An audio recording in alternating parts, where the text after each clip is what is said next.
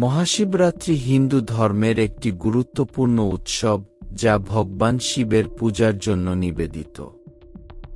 এই বিশেষ দিনটির সঙ্গে জড়িয়ে আছে বহু পৌরাণিক কাহিনী, যার মধ্যে অন্যতম হল শিব ও পার্বতীর বিবাহ।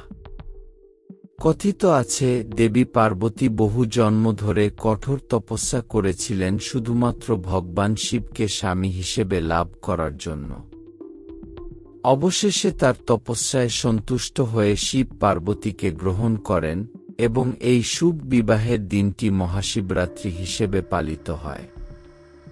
তাই বিবাহিত ও অবিবাহিত নারীরা এই দিনে উপবাস করে শিবের আশীর্বাদ কামনা করেন এবং সুখী দাম্পত্য জীবনের জন্য প্রার্থনা করেন।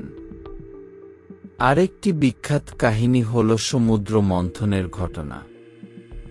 দেবতা ও অসুররা যখন অমৃত লাভের আশায় সমুদ্র মন্থন করছিল, তখন প্রথমেই সমুদ্র থেকে এক ভয়ঙ্কর বিষ, হালাহল, নির্গত হয়, যা পুরো বিশ্বকে ধ্বংস করে দেওয়ার ক্ষমতা রাখত।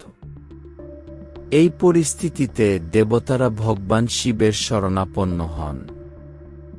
সৃষ্টিকে রক্ষা করার জন্য শিব সেই বিষ পান করেন, কিন্তু তা গলাধঃকরণ করেননি, বরং নিজের কণ্ঠে ধরে রাখেন। এর ফলে তার গলা নীলবর্ণ ধারণ করে এবং তিনি নীলকণ্ঠী নামে পরিচিত হন। এই মহান আত্মত্যাগের জন্য ভক্তরা শিবরাত্রিতে উপবাস পালন করে এবং শিবের কৃপা কামনা করে। শিবপুরাণে আরেকটি কাহিনী বলা হয়েছে, যেখানে ব্রহ্মা ও বিষ্ণুর মধ্যে শ্রেষ্ঠত্ব নিয়ে বিতর্ক শুরু হয়। তারা একে অপরের থেকে শক্তিশালী প্রমাণ করার জন্য নানা উপায় অবলম্বন করেন। এই বিভেদের অবসান ঘটাতে ভগবান শিব এক বিশাল অগ্নিস্তম্ভ বা শিবলিঙ্গ রূপে আবির্ভূত হন, যা আকাশ থেকে পাতাল পর্যন্ত বিস্তৃত ছিল।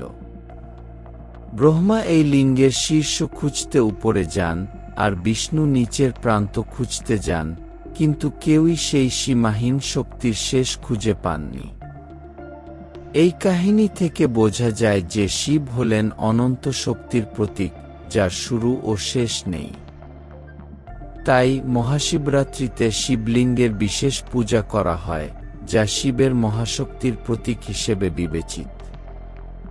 এই দিনে ভক্তরা সারাদিন উপবাস পালন করেন, শিবলিঙ্গে জল, দুধ, বেলপাতা, গঙ্গাজল, চন্দন, ধূপদীপ, ফল ও নানা উপাচার নিবেদন করেন। অনেকে সারারাত জেগে শিবের নাম কীর্তন করেন এবং তার কৃপা কামনা করেন।